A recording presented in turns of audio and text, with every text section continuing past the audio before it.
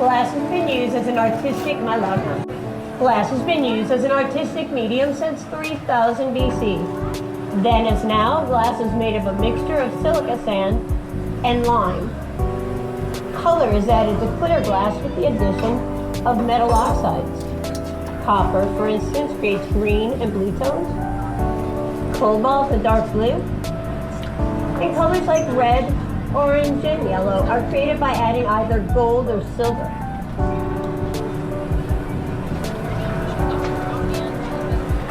It appears as though the glass is a bright orange color. This is due to the extreme temperature of the molten glass.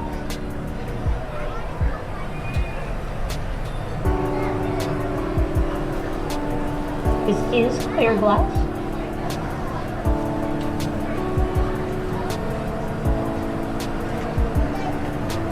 And I just started the bubble for the inside of the vessel. It is a theory that it was the Egyptians that discovered glass when the sands beneath their ancient bonfires had become molten and then cooled to glass. The first glass vessels were made by wrapping molten glass around a clay or a porcelain form. Once the glass cooled, the form would be broken or scraped out. Such painstaking techniques have made glass a very expensive luxury item, similar in value to gold, precious gems, or food at a Renaissance festival. Right? So I gathered the molten glass out of the day furnace. The day furnace acts as a well holding a pot of molten glass. It's on 24 hours a day and kept at a constant temperature of over 2,000 degrees. And I rolled the molten glass into chips and powders of colored glass. And I'm melting it into the glass in the working furnace, also known as the glory diamond. This furnace is only on when I'm working and is used to reheat the piece in between steps.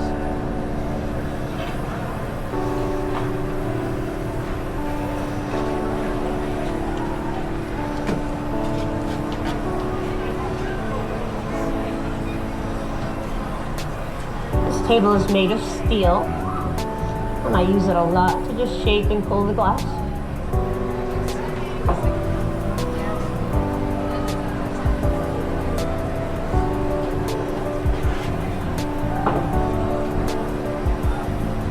The glass cools to a solid in under a minute.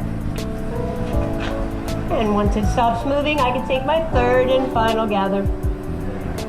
Each gather can double the size of the piece.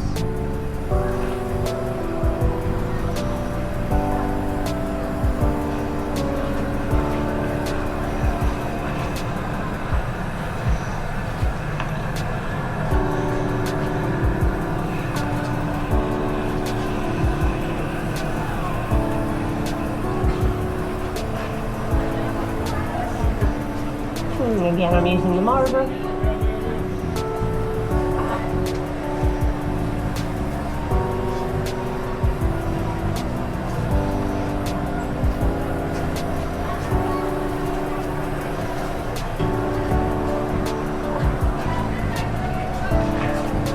And the next tool I'm about to pick up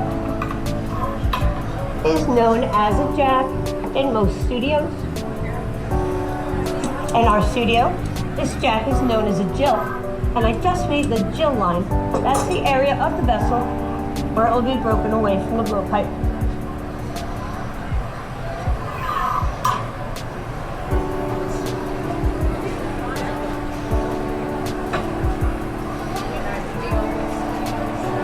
It was the Romans that developed free blowing, not the ladies of ill repute.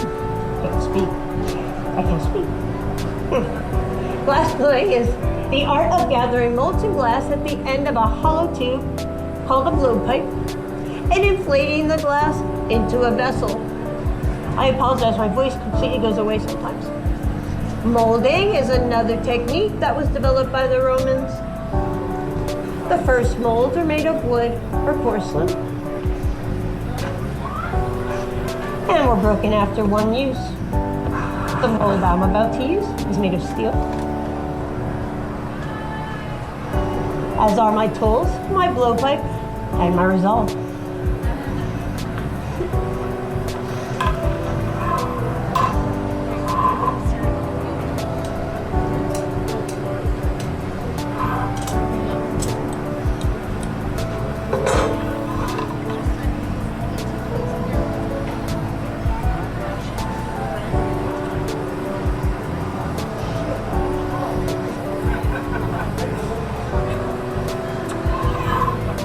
Next, after a quick reheat, I'll use gravity to my advantage.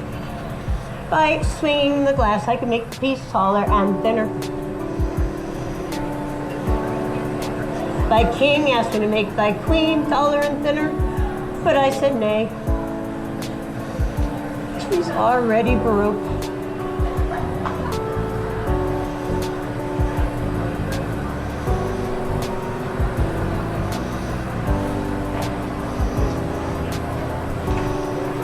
Next, I'll use Jill's bottom to cool the bottom of the vessel. This will allow me to inflate the sides without over-thinning the bottom.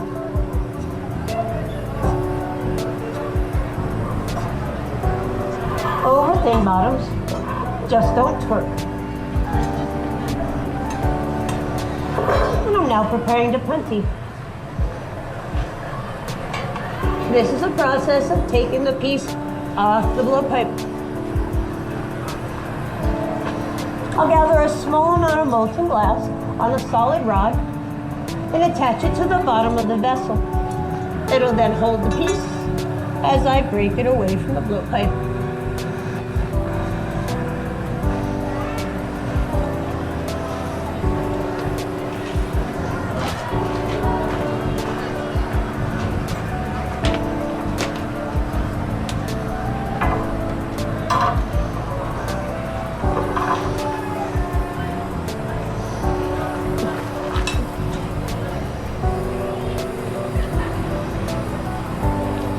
Next, I'll use some cool water to chill the Jill line. This will help me to get a better break off the blowpipe.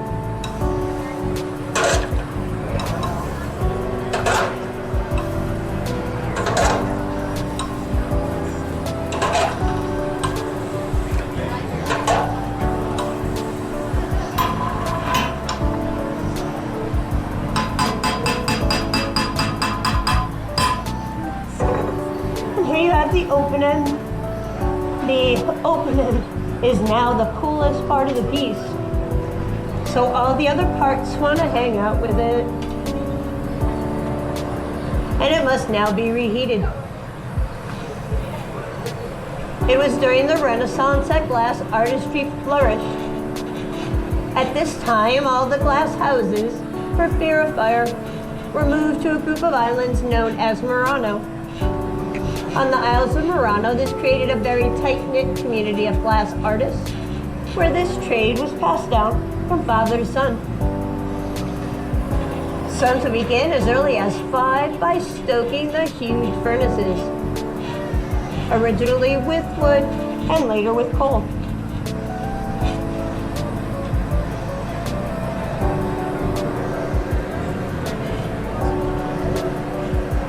Once I get the front end of the piece hot enough, I'm going to flare it out and prepare for the final step.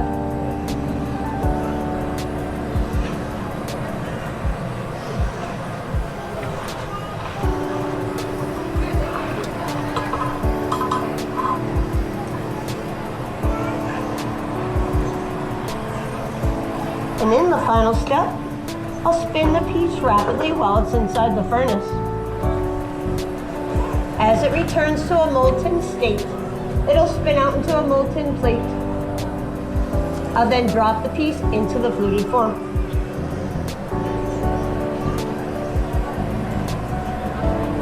This furnace is heated by the most industrious dragon in all the realm. Her name is Tina, and when we open the door, you'll be able to see her breath coming in from the right side. I'm ready up. Stop right there for a second. She's down just a little bit.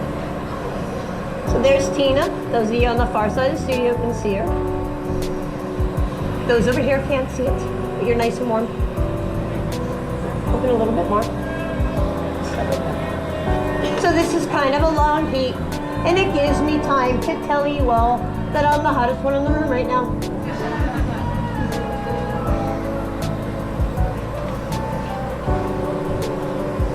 She comes in.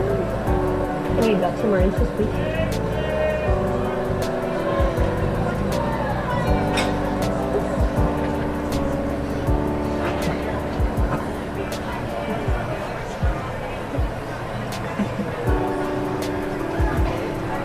When the glass stops moving, it'll be a cool 1,000 degrees.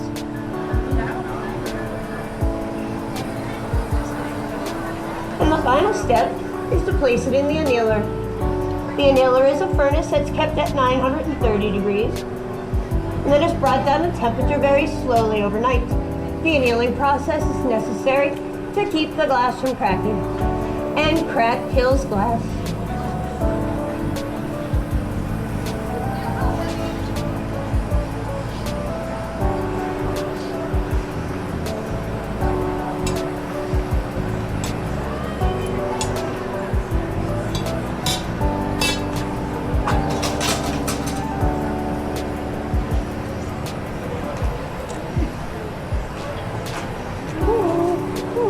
There's the bottom of the piece.